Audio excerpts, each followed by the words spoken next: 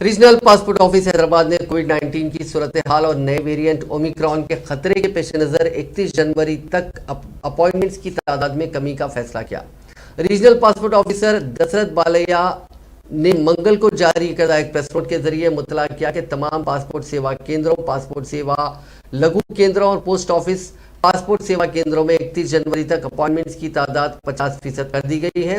انہوں نے بتایا کہ کووڈ-19 کی وجہ سے جن اپائنٹمنٹس کو معطل کیا گیا ہے ان میں سے صرف طبی اور حقیقی سفری ہنگامی حالات کے درخواست گزار ہی مناسب دستاویزات کے ساتھ passport enquiry centre regional passport office Hyderabad نصب پرشانت تھیٹر سکندرآباد سے رجوع ہو سکتے ہیں۔ ریجنل پاسپورٹ آفس کا پبلک انکوائری سینٹر 31